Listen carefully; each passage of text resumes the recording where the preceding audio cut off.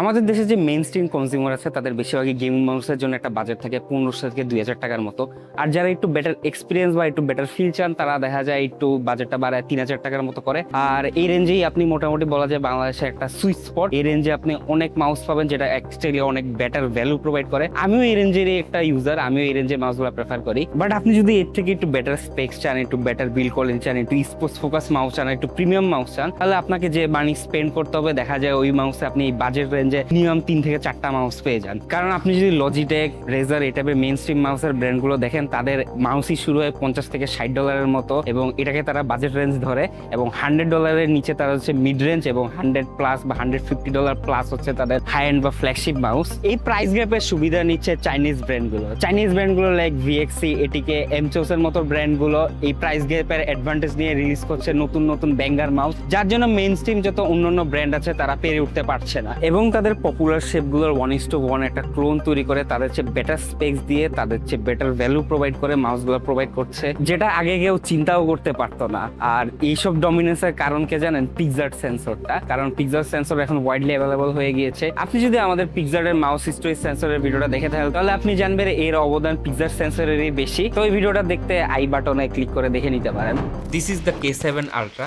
এটা হচ্ছে এমচোজের currently one of the most flagship device, যার প্রাইস হচ্ছে অ্যারাউন্ড 10,000 টাকার মতো। কিন্তু এটা কম্পিট করে রেজারের V3 Pro এর সাথে, যেটার প্রাইস কাইন্ডা এটার অলমোস্ট ডাবল বলা যায়। যেখানে এই রেঞ্জে অন্য ব্র্যান্ডে তাদের ফ্ল্যাগশিপ মাউসগুলোর একটা কাট ডাউন ভার্সন পাওয়া যায়, লাইক রেজারের V3 Pro এর কাট ডাউন ভার্সন, রেজার V3 হাইপার স্পিডটা পাওয়া যায়। সেখানে এইসব চাইনিজ ব্র্যান্ডের ক্ষেত্রে পাওয়া যায় তাদের ফ্ল্যাগশিপ মাউসগুলো লাইক দ্য K7 Ultra অথবা এটিকে ডাকবিল বা এটিকে জিরোর মতো মাউসগুলো। আবার এই রেঞ্জটা বাংলাদেশে আমাদের মতো যারা বাজেট পেরিফেরালস পারচেজ করে তাদের জন্য ফ্ল্যাগশিপ গ্রেডের রেঞ্জও বলা যায়। এই মাউসটা লাস্ট মান্থ ধরে আমার সাইকেলে রয়েছে এবং this mouse is great, but sadly এটা আমি সবার ক্ষেত্রে রেকমেন্ড করতে পারছি না। তো এটা কেন রেকমেন্ড করতে পারছি না, এটা বস্ত্রহরণ করে আপনাকে দেখিয়ে দিচ্ছি।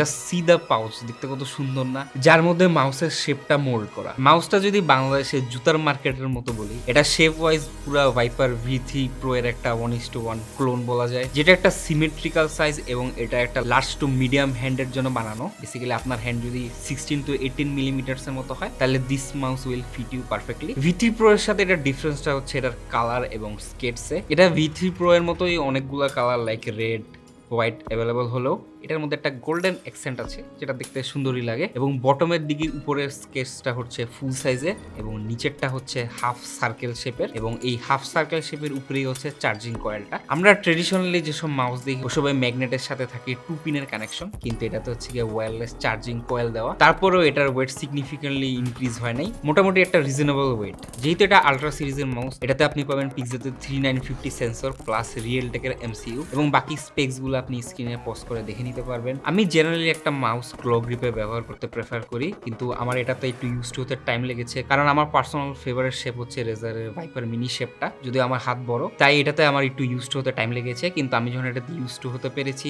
আমার ইউ স নাথিং। মাউসে একটা কোটিং রয়েছে যেটা একটা প্রপার গ্রিপ দেয়, কিন্তু এই কোটিংটা লং টাইম একটু ফেড অ্যাওয়ে হয়ে যেতে পারে। তো আমি রেকমেন্ড করবো বক্সে আসা গ্রিপ টেপটা ব্যবহার করতে। যদিও আমি গ্রিপ টেপ ছাড়া ব্যবহার করেছি এবং আমার এই কোটিংয়ে কোনো প্রবলেম হয় নাই, এটা আমি ইজিলি গ্রিপ করতে পেরেছি ক্লো গ্রিপে। কিন্তু আপনার যদি হার্ট একটু ছোট সাইজের হয় তাহলে এটা একটু বড় হয়ে যাবে, তো তখন আপনার একটু ইউজ টু হতে সময় লাগবে। আমি রেকমেন্ড করবো আপনার হাত যদি 16 to 18 mm এর মতো হয় তাহলে এই মাউসটা will be perfect for you. তারপর আমি যখন ফার্স্ট মাউসটা ইউজ করা শুরু করি, এটা ক্লিক সাউন্ড শুনে আমার মনে হয় না যেটা অপটিক্যাল সুইচ, কারণ আমি পার্সোনালি অপটিক্যাল সুইচ প্রেফার করি, কারণ optical switch better latency ensure করে, প্লাস কোনো ডিবাউন্স টাইমও অ্যাড করে না। তারপর যখন আমি এটা ড্রাইভার সেটিংসে যাই, ওটা দেখি ডিবাউন্স টাইম অ্যাডজাস্ট করার অপশন আছে, তো তারপর আমি শিওর হয়েছি এটাতে রয়েছে mechanical switch. To be specific, এটাতে আছে অমরনের মেকানিক্যাল সুইচ, যার লাইফ টাইম তারা ক্লেম করেছে 100 মিলিয়ন। কিন্তু এটা যে প্রিভিয়াস ভার্সনগুলো ছিল, ওগুলোতে ছিল অমরনের অপটিক্যাল সুইচ, যার লাইফ স্প্যান ছিল 70 মিলিয়ন। তো এটাকে কি আপডেট বলবো না ডাউনগ্রেড বলবো, এটা আপনার ওপিনিয়ন, যেহেতু এই ব্যাপারটা একটু কাইন্ডা সাবজেক্টিভ। কিন্তু আমি পার্সোনালি অপটিক্যাল সেন্সর প্রেফার করি, সো এখানে আমি বলবো এটা একটা downgrade. And here is the sound test.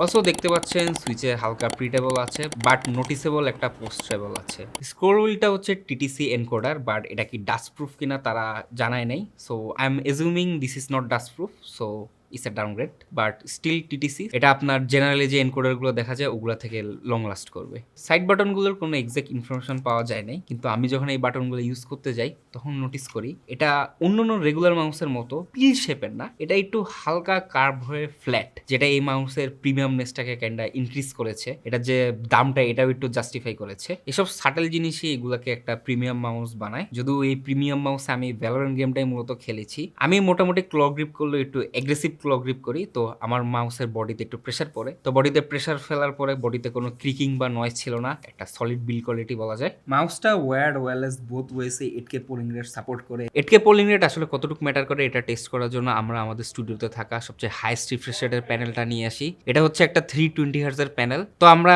120 FPS A shoot করে 125 হার্টজ, 1K হার্টজ এবং 8K পোলিং রেটে একটা কম্পারিজন করি। তো আপনারা দেখতে পাচ্ছেন 125 হার্টজ থেকে 1K পোলিং রেটে একটা নোটিসেবল গোস্টিং আমরা কম পাচ্ছি, কিন্তু 8K পোলিং রেটে আমরা দেখতে পাচ্ছি একটু নোটিসেবল কম গোস্টিং, কিন্তু আমরা এত ডিফারেন্স নোটিস করতে পারছি না। তো বেসিক্যালি বলা যায় 125 হার্টজ থেকে 1K হার্টজের সুইচিং এ আমরা যে স্মুথনেসটা লক্ষ্য করি, এটাই মূলত হচ্ছে হায়ার পোলিং রেটের বেনিফিট। নেক্সট হচ্ছে আমরা Ryzen 5 7600 এ টেস্ট করি গেমটা, যেখানে আমরা 125 হার্টজ ভার্সেস 100 হার্টজ পোলিং রেটের থেকে একটা নোটিসেবল ফ্রেম রেট ড্রপও নোটিস করি 8000 পোলিং রেটে। তো আপনার সিস্টেম যদি একটু লোয়ার এন্ডের হয় তাহলে রেকমেন্ডেড থাকবে 8K পোলিং রেটের মাউস 4K বা 1K তে ইউজ করার। লাস্টলি আমরা এই মাউসটার একটা OS LTT লেটেন্সি টেস্ট করি, যেখানে আমাদের লেটেন্সি ছিল এভারেজে 9.6। এটা কারেন্টলি আমরা যে কটা মাউস টেস্ট করেছি এর মধ্যে সবচেয়ে লোয়েস্ট লেটেন্সি প্রোভাইড করছে, তো বুঝতেই পারছেন this is a real competitor. আর যেহেতু ডকটাও একটা ডঙ্গল, তাই আপনি চাইলে 2.4 গিগাহার্টজে 8K ওয়্যারলেস পোলিং রেটের সাথে দুইটি ডিভাইসে কানেক্ট করে রাখতে পারবেন। যেহেতু এটার সাথে দুটা ডঙ্গল আসে, কিন্তু আপনাকে ম্যানুয়ালি দুটো ডিভাইসে বারবার পেয়ার করতে হবে। আগেই বলেছি এটার সাথে একটা ওয়্যারলেস চার্জিং ডক আসে। ফান ফ্যাক্ট হচ্ছে যেহেতু এটাতে ওয়্যারলেস চার্জিং কয়েল দেওয়া, নট এক্স্যাক্টলি পিন, তো এটা দিয়ে চাইলে আপনি আপনার ফোনও চার্জ দিতে পারবেন। যদিও এটা অনেক স্লো চার্জ হবে, বাট আপনি আপনার ফোনও চার্জ দিতে পারবেন এটার মাধ্যমে। আর বাকি সব কমন ফিচারগুলো বললে, এটা তো আপনি ট্রাইমোড কানেক্টিভিটি সাপোর্ট পেয়ে যাবেন এবং এটার বটমে একটা DPI কন্ট্রোলের সুইচ পেয়ে যাবেন। যদিও এটা অনেকে টপে প্রেফার করে, বাট আমি এটা বটমে প্রেফার করি। সো এনিওয়ে, যেহেতু গেমিং মাউস, গেমিং এ ফেরত আসি, এটাতে আমি মূলত ভ্যালোরেন্ট এবং ডেল্টা ফোর্স গেমটা খেলেছি। আমি আগেই বলেছি আমি একটু অ্যাগ্রেসিভ ক্ল গ্রিপ করি, তো আমার মাউসে একটু প্রেশার পড়ে। এটা যে টপ স্কেচগুলো আছে, এটার কোয়ালিটি রেজারের যে স্কেচগুলো আছে প্রায় সিমিলার, সো মাউসে গ্লাইড করার সময় আমার কোনো প্রবলেম হয় না এবং মাউসটা স্টাকও হয়ে যায় না, যেহেতু এটা একটা ফুল সাইজ স্কেটস। আর বটনটা বলছি হাফ সার্কেল, যেহেতু এটা হাফ সার্কেল পুরোটা রাউন্ড করা এবং পিছনে প্রেশার দিয়েও আমার মাউস প্যাডে মাউসটা আটকিয়ে যায় নাই, একটা স্মুথ গ্লাইড এক্সপিরিয়েন্স ছিল। এবং আমি পার্সোনালি এটা কেনসাই মেড এবং স্টারল্যান্ড মাউস প্যাডে ব্যবহার করেছি, আর সাথে আমাদের যে চিপেস্ট মাউস প্যাডটা আছে কন্ট্রোল প্যাড, ওটাতে আমি পার্সোনালি আমাদের যে হাইব্রিড প্যাডটা ছোটা ব্যবহার করি এবং আমি ওই সারফেসেই মূলত এটা ব্যবহার করেছি এবং that was A smooth experience. এবং যেহেতু এটা হাই এন্ডের মাউস, তো এটাতে কোনো ইস্যু ফেস করাও এক্সপেক্টেড ছিল না। লাস্টলি এটাতে আপনি ওয়েব ড্রাইভারের সাপোর্ট পাবেন, যেটার মাধ্যমে আপনি এটা সবকিছু কাস্টমাইজ করতে পারবেন। এটাতে বার্জার মোড টাইপের কিছু ফিচার আছে এবং 3950 যে ফিচারগুলো আছে, লাইক 2mm এর লিফট অফ ডিস্টেন্সে, তারপরে একটু অ্যাঙ্গেল কাস্টমাইজেশনের অপশন। তো আপনি যদি একটু উইয়ার্ড পজিশনে আপনার মাউসটা গ্রিপ করেন, তো আপনি ওটাও কাস্টমাইজ করে নিতে পারবেন, যাতে এটা স্ট্রেট মুভমেন্ট হিসেবে ডিটেক্ট হয়। আর মাউসে কোনো 8GB না থাকলেও এটা যে ডকটা আছে এটাতে পেয়ে যাবেন আপনি 8GB, সো মোর 8GB মোর FPS, এবং এই 8GB আপনি ওয়েব ড্রাইভারের মাধ্যমে কাস্টমাইজেশন করতে পারবেন। এত ভালো মাউস হওয়ার পরেও কেন সবাইকে রেকমেন্ড করতে পারছি না, এটা বলার আগে বলে রাখি যে এটা কাদের জন্য। আপনারা যদি এমন কেউ হয়ে থাকেন যারা সবসময় হাই এন্ডের মাউস বা মেইন স্ট্রিম মাউসগুলো ব্যবহার করেছেন, লাইক লজিটেক বা রেজারের, চাইনিজ মাউসে ভরসা পাচ্ছেন না, তাদের জন্যই মূলত এমচোজের এই K7 আল্ট্রা মাউসটা। এবং এই মাউসটা তাদের লঞ্চ করার উদ্দেশ্য হয়ে গেছে এটা যে তারাও মেইন স্ট্রিমে কম্পিট করতে পারে। সো আপনি যদি চাইনিজ মাউসে ভরসা করতে না পারেন তাহলে I will highly recommend this mouse. This will definitely change your mind about the Chinese mouse. But majority of পিপলের জন্য আমি এই মাউসটা রেকমেন্ড করতে পারছি না, কারণ কি this is not the only ultra in this town. Meet the M7 ultra, the A7 V2 ultra এবং L7 আলট্রা, A5 আলট্রা, যদি ওগুলো আমাদের হাতে নাই, বাট দোজ আলট্রাস। এই মাউসগুলো যদি স্পেক লিস্টটা দেখেন তাহলে দেখবেন যে এগুলা pretty much identical to the K7 ultra, but the only difference is এগুলা শেপগুলো একটু ডিফারেন্ট এবং no charging dock, also no fancy box, just একটা রেগুলার বক্সের মধ্যে আসে, বাট এগুলার price around 30% cheaper. Basically you get the same spec for cheaper, but K7 আলট্রাতে আপনি একটা পাউচ পাবেন, একটা চার্জিং ডক পাবেন, কিন্তু A7 আর M7 বা L7 গুলো আপনাকে একটা বেটার ভ্যালু প্রোভাইড করে। এই M7টা বেসিক্যালি হচ্ছে জাউই U2 শেপ। আপনি যদি ই স্পোর্টস কমিউনিটি, স্পেশালি CSGO কমিউনিটিতে ফলো করে থাকেন তাহলে আপনি জানবেন যে জাউয়ের ইউটিউব শেপটা কতটা পপুলার এবং এই শেপটার একটা সেপারেট ফ্যান ফলোইং আছে। এমনও হয়েছে যে এই শেপের অনেক পুরান মাউসও অনেকে অনেক দিন ধরে এখনো ব্যবহার করছে, যেগুলোর স্পেক অনেক ইনফেরিয়র কম্পেয়ার টু কারেন্ট জেনের মাউস।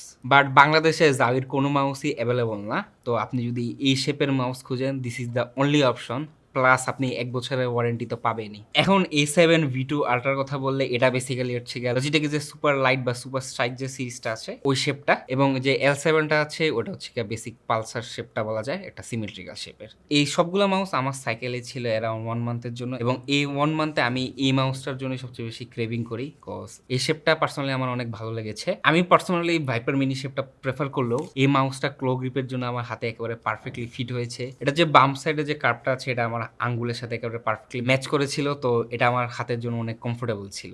তারপরে A7টার কথা বললে এটা আমার জন্য একটু বড় হয়ে যায়। এটা আমি পার্সোনালি 2-3 দিনের মতো ট্রাই করেছিলাম ইউজ টু হতে, but I failed, so this one is not for me. But এই শেপটা অনেক পপুলার কমিউনিটিতে, তো আপনি যদি একটা লজিটেকের বেটার অল্টারনেটিভ খুঁজে থাকেন this one is a must pick. But আমি একটা জিনিস নিয়ে কমপ্লেন করবো, এটা হচ্ছে এগুলার ডঙ্গলের পজিশনের। K7 আলট্রাতে যেরকম একটা সেপারেট ডঙ্গল ছিল, বা L7 আলট্রাতেও একটা সেপারেট ডঙ্গল ছিল, কিন্তু এই দুটো মাউসের সাথে আছে ন্যানো ডঙ্গল, যেটার একটা হাউজিং আছে এটার মাউসের মধ্যে স্টোর করার। এটা অনেকের কাছে ভালো লাগবে কারণ আপনি মাউসের মধ্যে ডঙ্গলটা স্টোর করে রাখতে পারছেন, কিন্তু আমি পার্সোনালি এটা প্রেফার করি না, কজ এটা একটু এক্সট্রা ওয়েট অ্যাড করে। বাট এটাও পার্সোনাল প্রেফারেন্স, আপনার কোনটা বেটার লাগে। আবার M7 আলট্রাটা যেটা রয়েছে, এটা যে স্কেচটা আছে এটা কম্পেয়ার টু K7 আলট্রা বা A7 আলট্রা, এটা একটু ডাউনগ্রেড। এটা হচ্ছে একটা ব্ল্যাক ডাই পিটিএফি, এটা এতটা স্মুথ না, এটা একটু বেটার কন্ট্রোল দিয়েছে, বাট আমি পার্সোনালি K7 আলট্রা এবং A7 আলট্রার স্কেচগুলো প্রেফার করবো। তো এইসব রিজনের কারণে আমি K7 আলট্রার থেকে যে এইসব রেগুলার আলট্রাগুলো আছে এগুলাই প্রেফার করবো, কজ এগুলো আপনাকে বেটার ভ্যালু দিচ্ছে এবং এই মাউসগুলো হায়ার এন্ডের মাউসগুলোর সাথে কম্পিট করতে পারে। তো এতক্ষণ আলট্রা তো করলাম, আলট্রাই শেষ না, প্রোজও আছে। এই K7 আলট্রাটি বাদে এই বাকি সব যে সিরিজগুলো আছে M বা L বা A, এই সবগুলোরই আলট্রার সাথে একটা প্রো ভার্সনও আছে বা বেস ভেরিয়েন্টও আছে। আলট্রার মতোই প্রোতেও সিমিলার স্পেক্স থাকলেও এখানে একটু সেন্সরের ডাউনগ্রেড করা হয়েছে। 3950 জায়গায় এগুলোতে ব্যবহার হয়েছে 3395 সেন্সরটা। এখন যদি আলট্রা আর প্রো এর কম্পারিজন করি, এটা মূলত হয়ে যাবে 3395 বা 3950 কম্পারিজন, কজ এখানে মূলত সেন্সরটাই ডিফারেন্ট। কিন্তু যদি ব্রিফলি বলি 3950তে আপনি একটু বেশি ডিপিআই পাবেন, একটু বেশি অ্যাকুরেটলি ডিপিআই কাস্টমাইজেশনের অপশন পাবেন, প্লাস লিফট আউট ডিস্টেন্সের কাস্টমাইজেশনের অপশনও বেশি পাবেন। আবার এই প্রো সিরিজে আরো দুইটা এডিশনও রয়েছে, দ্য G3 এবং G7। এই G3টা মূলত হচ্ছে লজিটেকের G305 এর ক্লোন, আর G7টা বলা যায় এটা কারো ক্লোন না, এটা একটু এরগোনমিক শেপের মাউস। আবার এই দুইটা ভেরিয়েন্টেরও আপনি বেস ভেরিয়েন্ট পাবেন, যেগুলোতে আপনি 3395 এর জায়গায় পাবেন 3311 সেন্সর, যেটা আপনি যদি একজন রেগুলার ইউজার হয়ে থাকেন, একেবারে কম্পিটিটিভ গেম না খেলে থাকেন, তাহলে ওগুলো আপনার জন্য এনাফ হবে। এসব মাউসের প্রত্যেক দিনই দেখা যায় নতুন আপডেট আসতে থাকে, লাইক এটা হচ্ছে G3 V2 Pro। তো রেকমেন্ডেড থাকবে তাদের ওয়েবসাইটে গিয়ে একটু তাদের স্পেক্সগুলো চেক করে নিতে, কারণ সব ভার্সনের ক্ষেত্রে মাঝে মাঝে একটু স্পেক্স চেঞ্জ হয়ে যায়। প্রাইস কম্পেয়ার করলে এসব প্রোগুলোর প্রাইস কাইন্ডা আলট্রাগুলোর কাছাকাছি, তাই আলট্রা ভেরিয়েন্টগুলো একটু বেটার ভ্যালু প্রোভাইড করে, তো প্রোগুলো একটু স্কিপ করাই better. Another thing is Chinese ব্র্যান্ডগুলো প্রত্যেক দিনই নতুন নতুন আপডেট রিলিজ করতে থাকে, প্রত্যেক দিনই নতুন নতুন মাউস রিলিজ করতে থাকে। তাদের একটা মাউসেরই দেখা যায় অনেকগুলো ভেরিয়েন্ট থাকে, তো রেকমেন্ডেড থাকবে তাদের ওয়েবসাইট থেকে গিয়ে একটু অ্যাকুরেট স্পেক্সগুলো দেখে নিতে। আজকে যে কটা মাউস নিয়ে কথা বললাম এর মধ্যে জাস্ট G7টা বাদে আপনি সবগুলো আপনি ডান হাত প্লাস বাম হাতেও ব্যবহার করতে পারেন। তো আপনি যদি বাম হাতে মাউস ব্যবহার করে থাকেন তো সবগুলো আপনার জন্য সুটেবল, কারণ এই G7টা বাদে মোটামুটি সবগুলো মাউস সিমেট্রিক্যাল শেপে আসে। অনেকক্ষণ তো মাউস নিয়ে কথা বললাম, তো থ্যাঙ্কস টু পিসি হাউস এই মাউসগুলো আমাদেরকে প্রোভাইড করার জন্য। আপনি পিসি হাউসে এই মাউসগুলো পেয়ে যাবেন উইথ 1 ইয়ারের ওয়ারেন্টি। সো পিসি হাউস এমচোজের মাউসগুলোর পাশাপাশি এমচোজের দুইটা কিবোর্ডও পাঠাচ্ছে, একটা হচ্ছে এমচোজের S68 Pro, এটা একটা হায়ার এন্ডের কিবোর্ড যার প্রাইস অ্যারাউন্ড 9000 টাকার মতো। এটা মেইন স্ট্রিমে যে উটিং 60 এইচটা আছে ওটার সাথে কম্পেয়ার করে, but this comes with a better looks এবং কিছু কিছু সোর্স ক্লেম করে যে এটা অলসো বেটার লেটেন্সিও প্রোভাইড করে। আমরাও টেস্ট করেছি, স্ক্রিনের রেজাল্টটা দিয়ে দিব। এটার ক্ষেত্রেও দেয়ার আর আদার প্রোস। এটার একটা ভেরিয়েন্ট আছে যেটা হচ্ছে S60 Pro। আপনার যদি বাজেট একটু কম থাকে আপনি ওটাও চয়েস করতে পারেন, কিন্তু আজকে এসব কিবোর্ডের নিয়ে এত আলোচনা করছি না, কারণ আমাদের কাছে আছে আরেকটা কিবোর্ড যেটা আমরা আনবক্স করব। আমার হাতে যে কিবোর্ডখানা আছে এটা হচ্ছে UT98 এমচোজ আর আনবক্স থেরাপির কোলাবোরেশনের কিবোর্ড। এই কিবোর্ডটার আরেকটা দেশি মডেল আছে, আই মিন আনবক্স থেরাপির কোলাবোরেশন ছাড়া। গেস হোয়াট, দুইটা কিবোর্ডের দামে অনেক অনেক তফাৎ। এটা হচ্ছে ইনফ্লুয়েন্সার ট্যাক্স।